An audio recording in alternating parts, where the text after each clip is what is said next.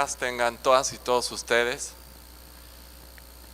Primero que nada agradezco a mi querido amigo el señor rector Poncho Nava la invitación a su universidad, aquí al Altiplano. Nos da mucho gusto poder estar aquí con ustedes. Agradezco también al licenciado Armando Medellín, director de la carrera de Derecho, muy amable por esta invitación. Y ya no quise precisar desde hace cuánto tiempo conozco al señor rector. Por ahí tenemos una historia reciente que nos acaba de contar. Y agradezco también la presencia, y de verdad lo agradezco de corazón, que me acompañan el día de hoy mis compañeros consejera y consejeros. No sé, pero creo que es la primera ocasión en la que está el pleno del Consejo de la Judicatura presente en el Altiplano. Entonces, yo les pido un aplauso para mis compañeros.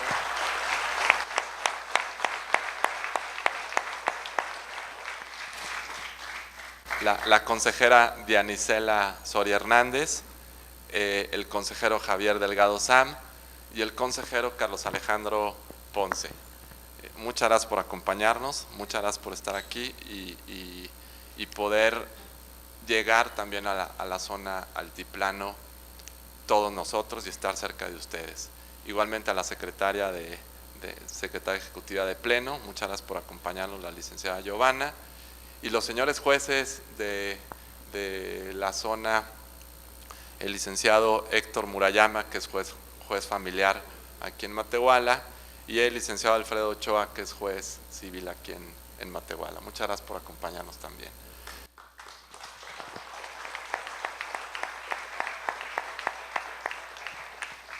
Y bueno, me faltó también saludar, muchas gracias por acompañarnos. Y bueno, pues platicar con ustedes de cómo se desarrolla ahora la administración de justicia, qué cambios ha habido, cómo se están presentando para nosotros que estamos en impartición de justicia, los nuevos panoramas que se están presentando. Y yo les diría temas trascendentes. Si nos fuéramos a la época en la que yo cursé la carrera de Derecho, generación 91-96, por decirles, hablar de derechos humanos, hablar de derecho internacional, era una materia pues que pasaba como de relleno. Hoy quisiéramos ver qué está ocurriendo con el derecho internacional y con los derechos humanos. ¿Saben qué cantidad de asuntos manejamos el fuero común en el país?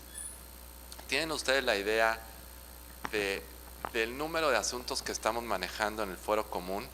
Pues déjenme decirles que es altísimo el número que manejamos. Si nosotros analizamos las estadísticas de INEGI, se darían cuenta que los tribunales de la Federación tienen aproximadamente 965,000 asuntos. ¿Y saben cuántos tiene el fuero común? Es decir, los tribunales de los 32 estados del país.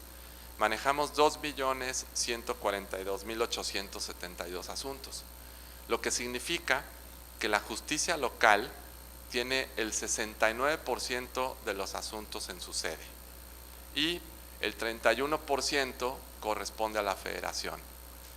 ¿Por qué les saco estos números? Porque sí tenemos circunstancias complejas para la justicia local. ¿Saben cuál es el presupuesto que se otorga a nivel federal a la Suprema Corte de Justicia de la Nación y a todos los tribunales federales? Es el 13.9% del presupuesto. O sea, es un porcentaje bastante alto. ¿Saben cuál es el promedio del presupuesto que se les da a los poderes judiciales en los estados del país? Estamos hablando de un promedio de 1.64% contra un 13.9% del presupuesto federal. Es decir, los presupuestos para los estados son bajos, pero también hay que reconocer que en los últimos, el año pasado y lo que va de San Luis Potosí ha remontado ese presupuesto. Para el 2018 nosotros ejercimos el 2.51%, es decir, arriba de la media nacional, porque el gobierno del estado, a través del señor gobernador, el doctor Juan Manuel Carrera López, vio la necesidad de la importancia de lo que significa un poder judicial para un estado, la importancia que requiere, porque nosotros somos los que finalmente y principalmente brindamos un estado de derecho precisamente en San Luis Potosí. Entonces eso generó que el estado de San Luis Potosí maneje 2.51%, es un porcentaje bastante bueno en relación a lo que estábamos viviendo en años anteriores, pero que jamás alcanzará ese 13.9% que se maneja a nivel federal. Es decir, nosotros estaríamos arriba de la media nacional hoy en el presupuesto. Esperemos que esto siga dándose de esta naturaleza, porque también, déjenme decirles que el 94% del presupuesto en San Luis Potosí es gasto corriente. Es decir, esto no lo generamos los consejeros y su servidor, esto tiene años y nos genera un 94% de gasto corriente. Es decir, la posibilidad de que nosotros podamos construir, podamos generar nuevos edificios es muy complicado, porque traemos un porcentaje del 6% para el manejo restante de la actividad jurisdiccional. Entonces, pues bueno, no obstante que hoy con ese 2.51% podemos sacar adelante al tribunal, pues tampoco es una cantidad suficiente para poder generar en la zona altiplano una ciudad judicial, en la zona huasteca otra ciudad judicial, que además son necesarias. O sea, finalmente todo está centralizado siempre, y la intención, cuando menos de este Consejo de la Judicatura, es buscar la posibilidad, buscar los apoyos para lograr generar pues ya ciudades judiciales en diferentes distritos. Pero sí es importante también decirle la complejidad que nos genera los presupuestos. Fíjense, el papel de la justicia local. Por cada 100,000 habitantes, en el ámbito local tenemos 3.5 jueces por cada 100,000 habitantes, cuando en América Latina por cada 100,000 habitantes hay 8 jueces, es decir, también tenemos un número muy bajo de jueces para una gran población, y San Luis está peor que ese número, porque tenemos por cada 100,000 habitantes tenemos 2 jueces, es decir, tenemos un problema también bastante fuerte. El esfuerzo que genera cada una de nuestras juezas y jueces pues es muy alto, porque estamos abajo del promedio nacional y muy por abajo del promedio de América Latina, donde, insisto, son 8 jueces por cada 100,000 habitantes.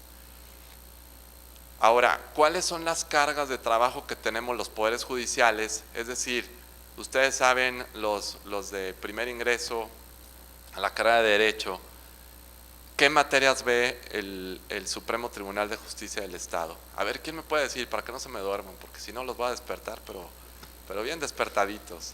Ya veo a uno así como que trae ojos de que ayer se desveló, pero hoy lo voy a... Fíjense, el Poder Judicial del Estado, en la jurisdicción local, manejamos materia civil, penal, mercantil, familiar, justicia para adolescentes, ejecución, y pues pronto podremos tener también la justicia laboral, que ese es un tema muy complejo, Pero bueno, si nosotros hablamos de porcentajes, materia mercantil es el 20% del trabajo, materia familiar es el 35% de la carga de los poderes judiciales, materia civil es el 30%, ¿Y cuánto creen que es la materia penal que tanto problema nos ha causado? Es el 13% solamente. Imagínense si entra el sistema laboral como lo tenemos el día de hoy, como se planteó a nivel federal, el problema mayúsculo que se le viene al país. Hoy estamos viendo un problema fuerte en materia penal, ya me iré a tocar la materia penal y cuál es la percepción de la ciudadanía. Yo creo que hoy por hoy, si le preguntas a un ciudadano cuál es el problema que estamos enfrentando, pues es el clamor general es justicia, ¿sí o no? Todo el mundo nos pide justicia y posiblemente paz social. Pero uno de los temas complicados es la justicia. Y entonces quiere decir que nosotros, poderes judiciales, estamos inmersos en ese punto, ¿no? En la justicia. Si quieren, si hablamos de la procuración de justicia, pues bueno, nos iríamos a fiscalías, etcétera. Pero si nos vamos a la procuración a la administración de justicia, pues creo que ahí tenemos un problema porque estamos los poderes judiciales inmersos en este tema. Déjenme decirles que en la Organización para la Cooperación y el Desarrollo Económico hay 36 países inscritos. ¿Quién creen que es el segundo país más mal calificado en justicia de esos 36 países? México. Entonces, fíjense nada más la complejidad de lo que traemos hoy enfrente. ¿Por qué tenemos una calificación tan mala en justicia? ¿Cuál será el tema? Estará, y aparte es un engranaje completo que inicia en la policía, vamos a hablar en materia penal, inicia en policía y termina en los jueces. ¿Dónde estará el problema? ¿Jueces? ¿Policías? ¿Ministerios públicos? ¿Dónde está el problema? Pues yo creo que está por todos lados el problema, Por eso estamos calificados como el segundo peor país en justicia. Y esto no es menor que así se ha contemplado entre 36 países del mundo. Perdón. ¿Mandé? ¿Cómo?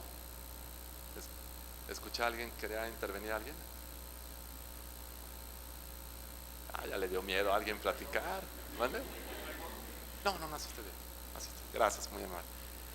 Además pueden participar sin ningún problema. Es una plática completamente informal, así que pueden hacer las preguntas que ustedes consideren pertinentes y en el momento que ustedes consideren pertinente participar.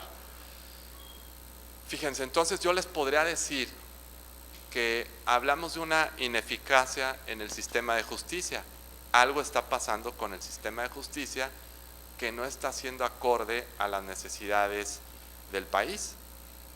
Y pues no es un tema menor el sistema penal, porque nosotros escuchamos que no hay castigo para el delincuente, ¿cierto o no?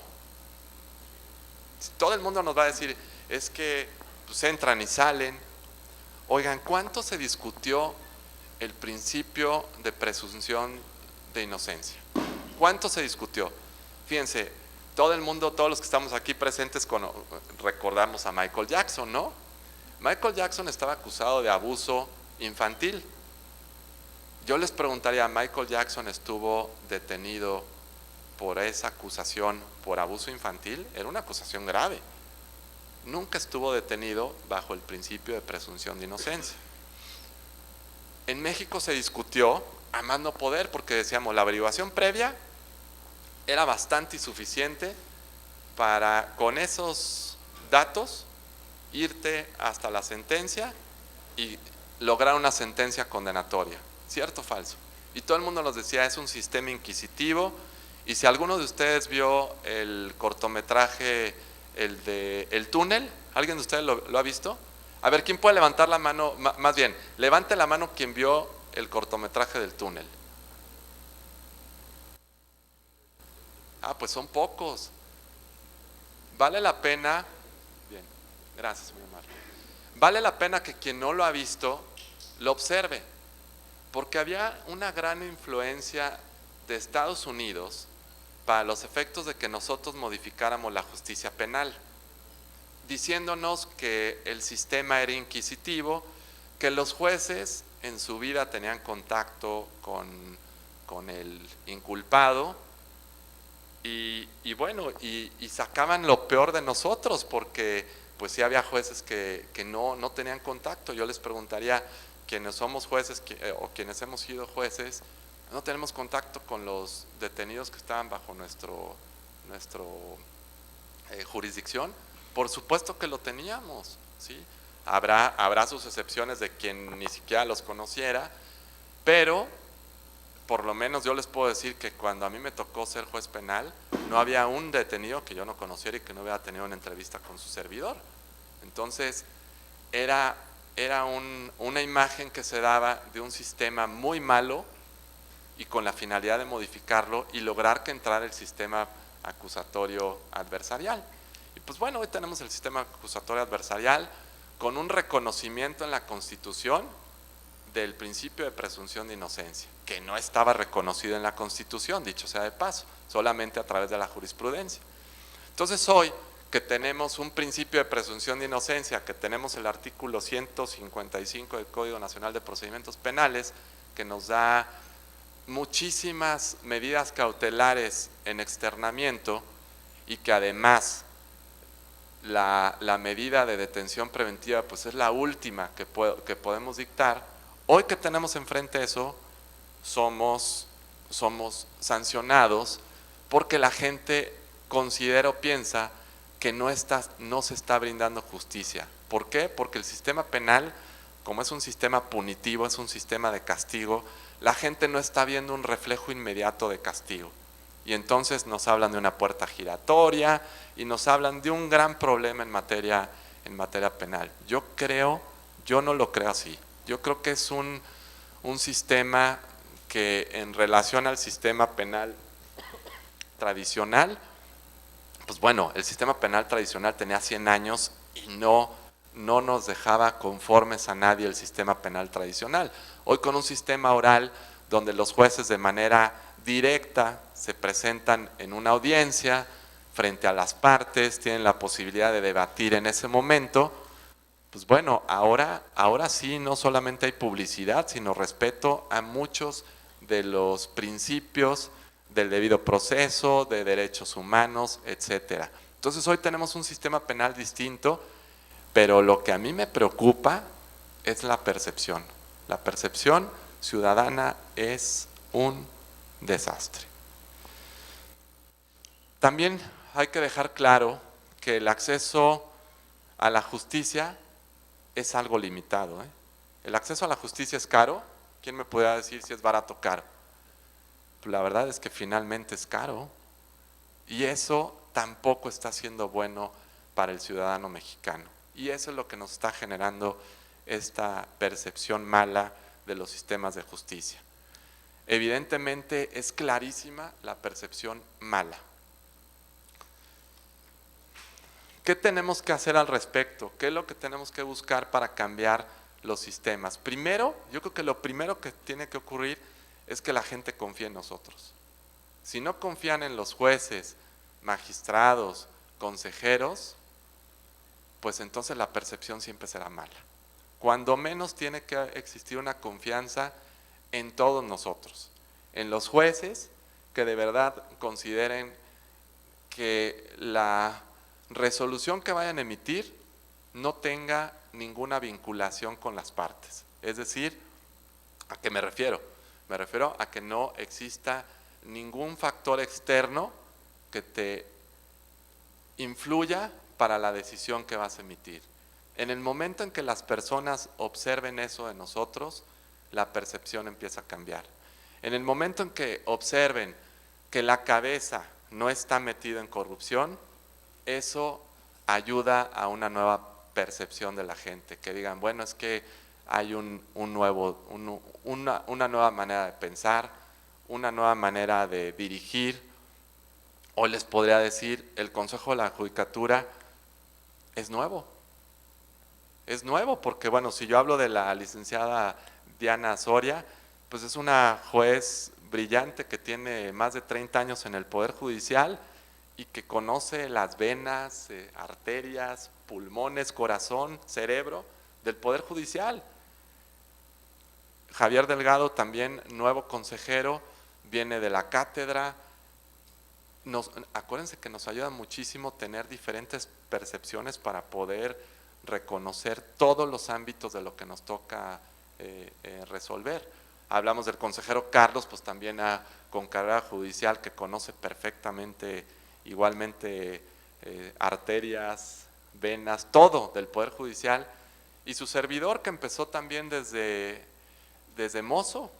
O sea, a mí me tocó también conocer desde prácticas y servicio social hasta hoy presidir el Supremo Tribunal de Justicia. Entonces te permite conocer todo lo que hace falta y todo lo que se necesita desde abajo hasta arriba, y las percepciones que se pueden tener de abajo y de arriba del Poder Judicial. Es importante también la especialización de los tribunales.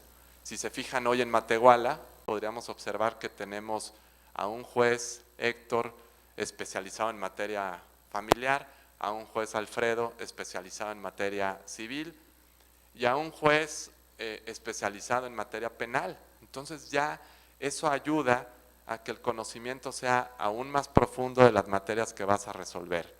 Porque déjenme decirles que es bien difícil, no me dejarán mentir mis compañeros, cuando a mí me tocó ser juez en la zona huasteca, en Ciudad Valles, en el 6º Distrito Judicial, pues a mí me tocó conocer, muy amable, gracias, a mí me tocó conocer materia civil, mercantil, familiar, penal, justicia para adolescentes, y en el mismo momento pues entraba un abogado litigante a platicarte de materia civil, y después entraba uno en materia mercantil, uno en materia penal, y pues estarte cambiando el chip todo el tiempo, y además el chip no solamente de las materias, también la sensibilidad con la que se maneje cada una de las materias, porque no es la misma sensibilidad con la que vas a manejar materia penal que la que vas a manejar en materia familiar.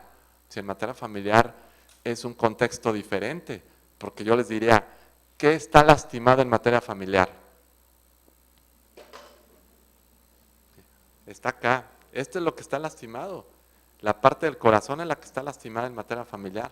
En materia penal no lo es así, en materia penal son otros temas, materia civil o mercantil son cuestiones de dinero y son frías como el tema debe de ser. Es decir, el chip se tiene que ir cambiando, por eso la necesidad de especializar a los tribunales.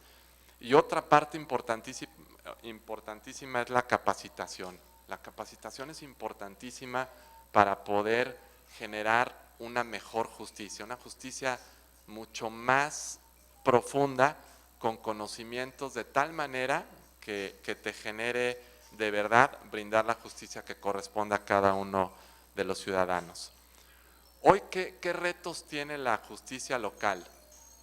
Pues tenemos un problema, ya tenemos hasta música de fondo, entonces ya me sentí hasta, ya por lo menos los hice reír porque había unos ahí medios. Fíjense, tenemos un problema fuertísimo. ¿Cuál es el problema fuertísimo en los retos de la justicia local? ¿Cuántas reformas tenemos hoy nacionales?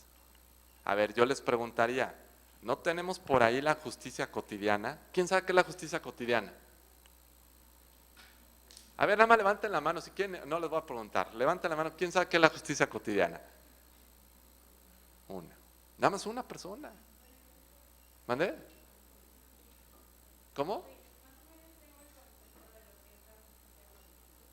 Pero fíjate, eres una de todo un auditorio.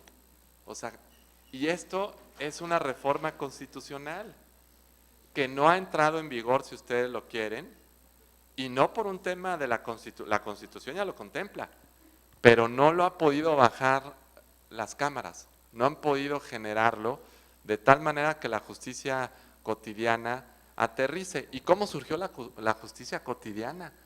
Fíjate, surgió en una plática del presidente de la República, donde tocó el tema de la justicia, de cómo hacer llegar a todos la justicia. Entonces, ahí se contempla, entre otros muchísimos temas, la oralidad en materia civil y familiar. Tenemos la tan mencionada reforma laboral, donde ahora los poderes judiciales, las juntas locales y las juntas federales desaparecerían y entonces se absorben por los poderes judiciales locales y por los poderes judiciales federales el tema del trabajo. Ese tema no es menor, ¿eh? Insisto, la especialización de tribunales. ¿Con qué finalidad la especialización de tribunales que mencioné hace un momento? Pues buscando la mejor percepción de la ciudadanía. Pero también tenemos que reconocer que tenemos un aumento de trabajo impresionante, ¿eh? ¿Sí? De un año a otro nos ha generado un trabajo impresionante en aumento, porque los problemas aumentan, y entonces, ¿cómo los vamos a dirimir lo más rápido posible? Estoy casi frente a puros abogados. ¿Qué tiempo tarda un juicio ordinario civil en dar por concluido? Vean nada más los periodos, vean los periodos que se tienen, digamos, eso es justicia.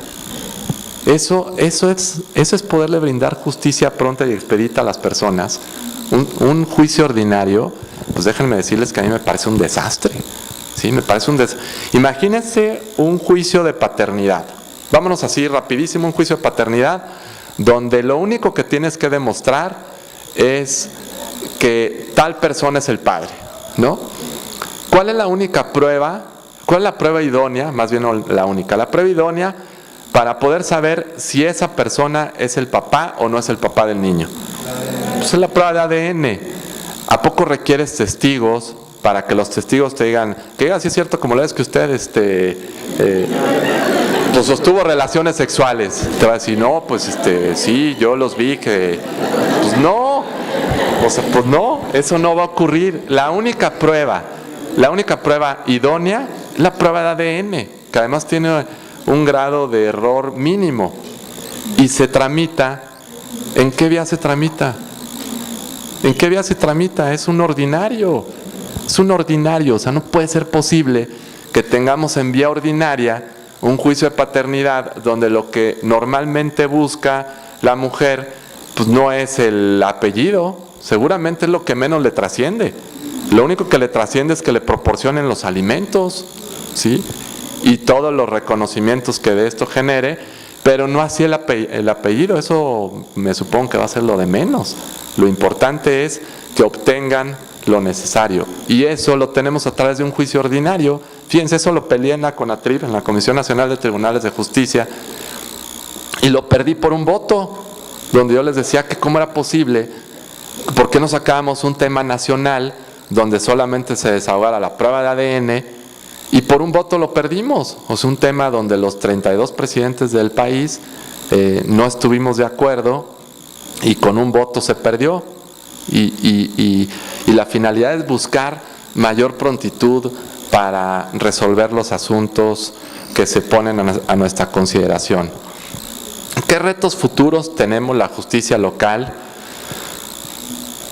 Pues bueno, mejorar primero la comunicación entre los poderes judiciales nacionales, porque si estamos nosotros fortalecidos, nosotros tenemos una Comisión Nacional de Tribunales de Justicia. Si esa comisión está fortalecida, esa comisión permite que entonces tengamos mucho mayor influencia en el país, y de tal manera que nosotros nos podamos sentar con los presidentes de la República para poderles comentar cuáles son las necesidades de los poderes judiciales.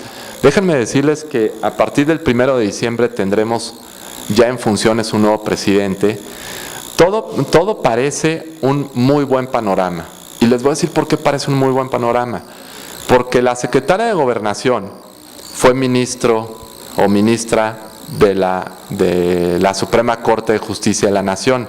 Eso nos genera una gran alianza con los poderes judiciales. Incluso ya tuvimos una plática fíjense, y paradójicamente, bola de interesados, los 32 presidentes de los tribunales estuvimos presentes para platicar con la ministra.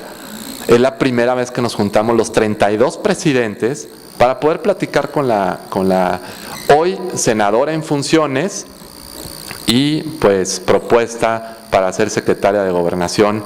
Y pues ustedes saben lo que significa ser un secretario de Gobernación. Pues eres el segundo de a bordo. ¿Qué pasa si hay una falta total del presidente de la República? Inmediatamente asume la presidencia la secretaria de Gobernación. Entonces, creo que para los poderes judiciales hay un panorama bastante favorable. Entonces, hoy esa comunicación entre los poderes judiciales y la Federación nos puede ayudar demasiado para poder modificar para bien la justicia del país. Igual, seguir con la especialización y con esto lograr la confianza de las personas, de la ciudadanía en los poderes judiciales. Recordemos que hoy los conflictos cada día son más complejos.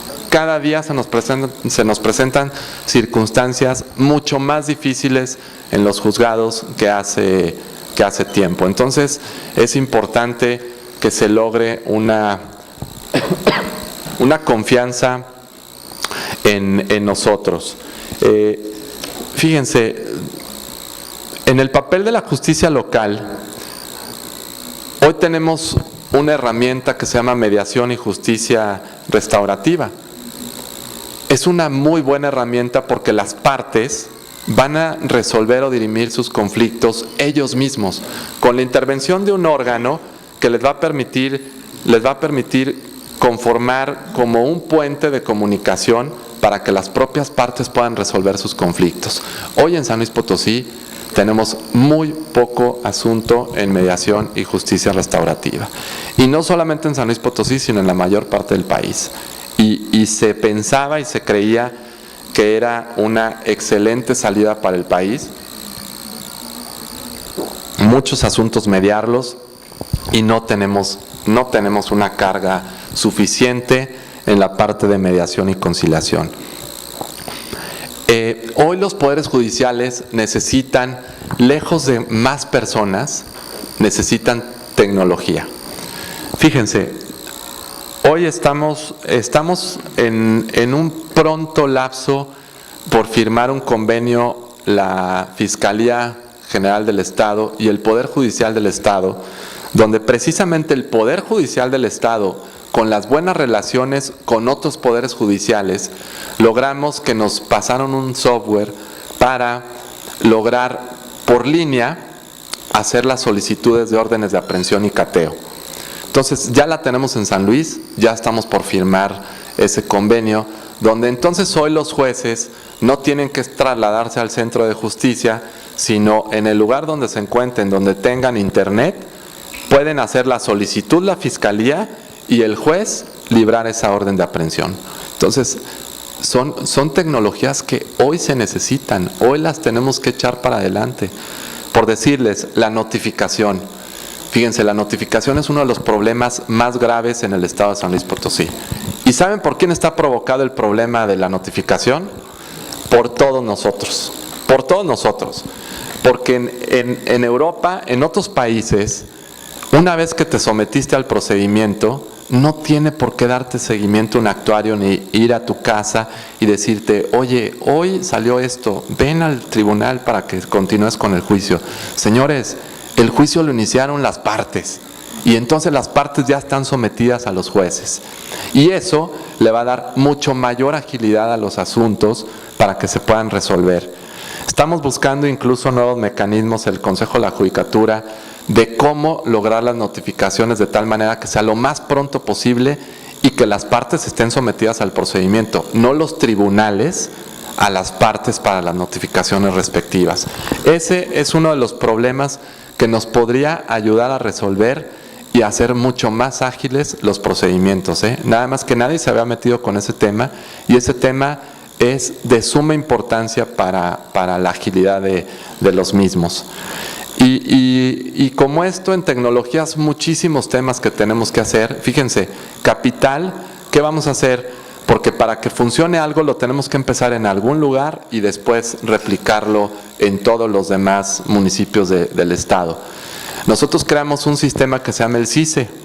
Es un sistema donde, se los explico de la manera más sencilla, nosotros, tribunal, tenemos que escanear todos los documentos que se presentan en el Poder Judicial con la finalidad de lograr un expediente electrónico. Y entonces este expediente electrónico ya en su momento va a estar en sus teléfonos. Con una clave, ustedes en lugar de acudir al tribunal, ustedes van a poder ver su expediente en sus teléfonos o en su tableta o en su computadora o en lo que quieran. Esto nos va a agilizar muchísimo los procedimientos y eso es tratar de tecnificar. Y déjenme decirles que cuál es el peor problema que tenemos, que mucha gente no quiere. ¿Y por qué no quiere mucha gente? A ver, ¿quién me puede decir por qué no quiere? O déjenme preguntarles a los que se me están durmiendo. Espera, déjenme ver. A ver, déjenme ver caras. A ver. Ah, licenciado Homero, que viene conmigo. No, no es cierto. No, no, ya. No, todos están despiertos de ahí. Está bien. Bueno, ¿por qué no quieren? Les voy a decir. Y hoy tenemos que hablar claro, ¿eh? Porque la corrupción no es de uno, la corrupción es de muchos. Y a veces la corrupción, ¿qué te significa? Y les voy a poner el ejemplo. Si yo te tengo tu expediente en un teléfono, tú, abogado, no le puedes mentir a las partes qué está pasando con tu asunto, ¿sí? No les puedes echar mentiras, no le puedes decir, es que el señor juez no me ha acordado, es que el secretario no me quiere. ¿Sabes qué, señor? Agarra tu teléfono y revísalo con la clave, ahí está, si está o no está acordado. Es un doble control, porque es un control para el Poder Judicial para saber cómo está trabajando y es un control hacia afuera, donde entonces la percepción de los poderes judiciales va a cambiar.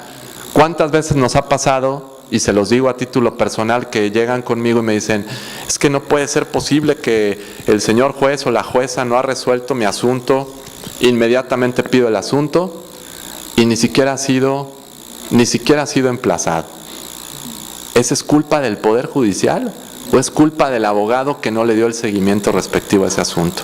Entonces la percepción de ese ciudadano era que el Poder Judicial no estaba funcionando cuando ni siquiera el abogado había iniciado el procedimiento.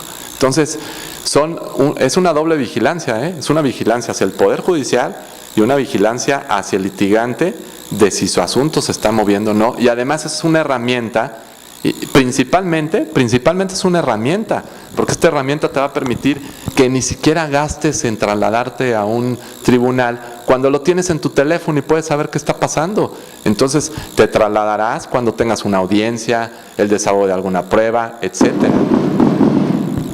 ¿Eso ya se acabó la plática o? Yo pensé que eso era ya como ya. Oigan, ustedes dicen, porque no sé ni cuánto llevamos. No, pues ya después de esos cuetazos ya no supe. Luego, educación judicial. Fíjense, ya brincamos de la tecnología, educación judicial. Hoy también el Poder Judicial, fíjense los esfuerzos que se están haciendo en un corto periodo. En este año, con una decisión unánime de pleno, compramos un aparato que nos va a permitir, es muy difícil que el Poder Judicial se pueda trasladar a los 58 municipios, es muy complicado.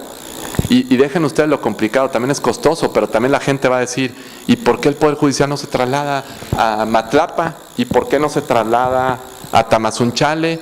¿Y por qué no se traslada a Matehuala? ¿Y por qué no va a Cedral? ¿Y por qué no va? Bueno, entonces adquirimos un equipo que nos va a permitir las videoconferencias. Entonces ahora el Poder Judicial va a poder capacitar a través de videoconferencias y las personas de los 58 municipios, obviamente donde existe internet, tendrán la posibilidad de acceder a esa capacitación al Poder Judicial. Entonces son herramientas tecnológicas, pero también capacitación. También se está buscando que el Poder Judicial genere una escuela judicial.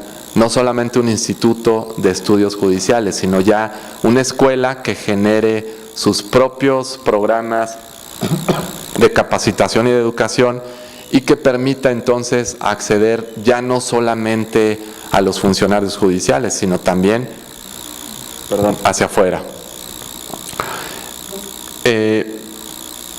Fíjense, hoy también tenemos modelos de gestión, tenemos que generar modelos de gestión, lo que antes no existía.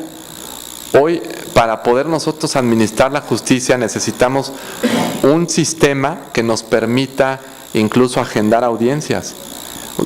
Ya el sistema se ha modificado de tal manera, por decirles, ¿conocen ustedes la justicia terapéutica? ¿Saben qué es la justicia terapéutica? A ver, quien sepa, nada más levante la mano. Ahora sí no levantó la mano nadie. Fíjense, ¿cuántos asuntos tenemos y que viene con relación a las puertas giratorias? Nos dicen, pues es que esta persona entra y sale, esta persona entra y sale. ¿Cuántos de ellos son farmacodependientes? ¿Cuántos? Es muy alto el número que tenemos en ese sentido. ¿Seguirá delinquiendo? Obviamente va a seguir delinquiendo. Lo que necesitamos es, más bien, a través de la justicia terapéutica, sanar a esas personas. No estarlas castigando porque el castigo no ha funcionado. Es decir, ahora más bien buscar cómo los vamos a sacar de estos factores endógenos y exógenos y cómo los vamos a ayudar para que salgan y ya no sigan delinquiendo. Ese es un nuevo sistema de justicia que incluso Estados Unidos tiene la intención de apoyar a San Luis Potosí. En unas gestiones que hicimos hace 2-3 meses, estamos viendo el tema de que a San Luis Potosí lo apoyen incluso con recursos económicos para poder lograr también justicia terapéutica en San Luis Potosí. Va a ser un cambio también radical, porque sí vamos a sacar a grandes grupos del tema de delincuencia. Pues bueno, la arquitectura judicial hoy es compleja. Por eso les decía, ha cambiado muchísimo los sistemas de justicia en el país y pues necesitamos generar mejores ámbitos para toda la ciudadanía. Yo espero que con los esfuerzos que está haciendo el Poder Judicial, la percepción esté cambiando para bien, que se vea que estamos buscando mejores mecanismos, que estamos tratando de hacer las cosas, bueno, no tratando porque pues no nos pagan para tratar, ¿verdad? Nos pagan para hacer las cosas bien.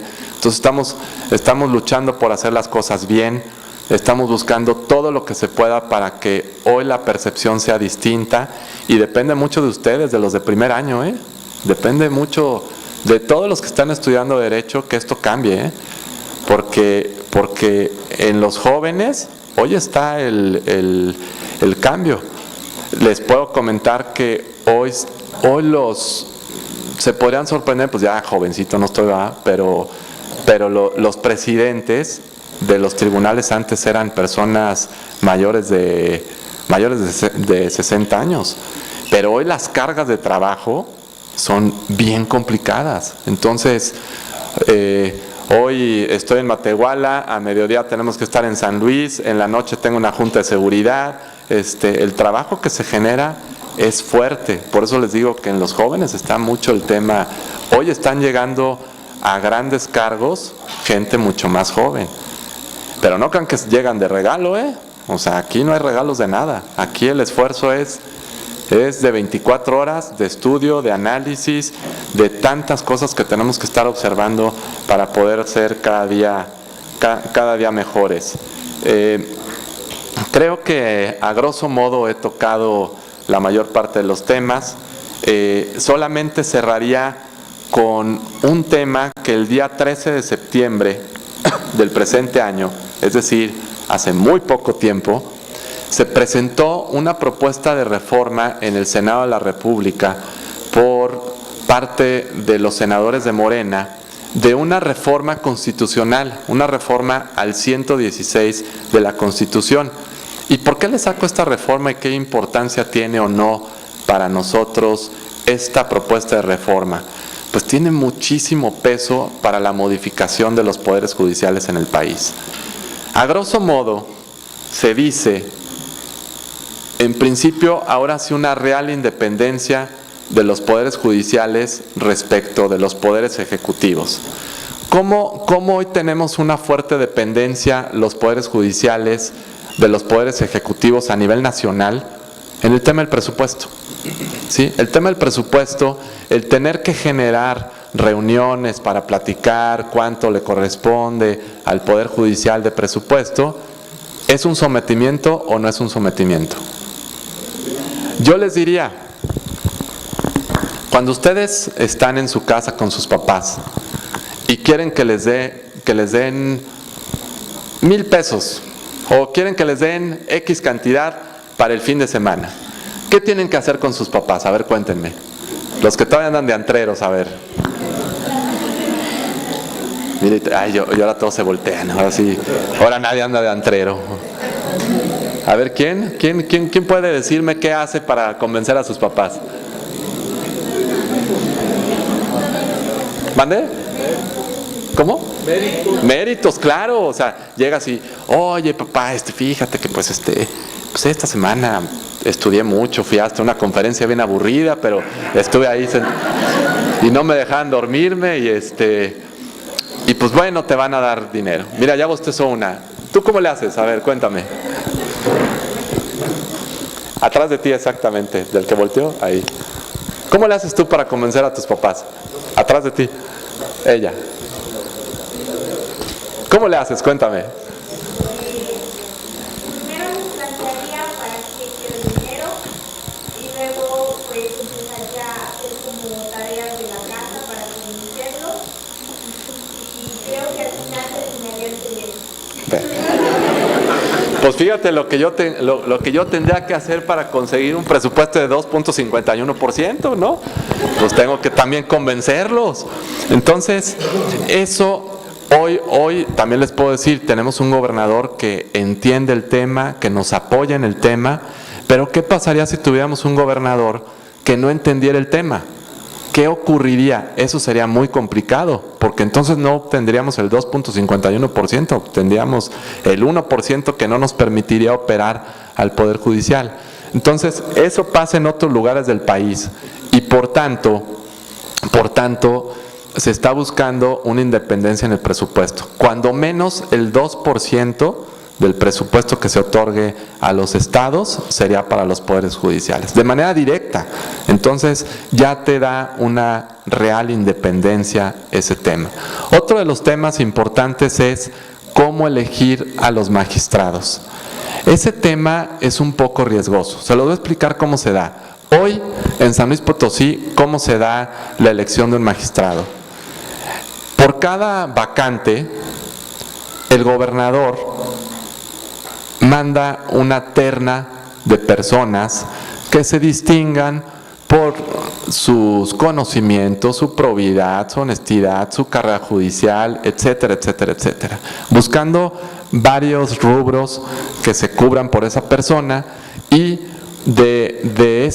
bajo ese contexto se manda una terna para que entonces el Congreso del Estado, después de que analice sus currículums, quiénes son esas personas, etcétera, etcétera, tome la mejor elección y al Poder Judicial lo que le corresponde es adscribirlo a una sala, a la sala correspondiente. Es una función donde participan los tres poderes para dar un equilibrio. Hoy la propuesta es la siguiente, es propuesta constitucional. Es, primero, un examen de oposición, lo cual no lo veo nada mal, al contrario, un examen de oposición donde se vea quiénes de verdad tienen conocimientos sobre administración de justicia.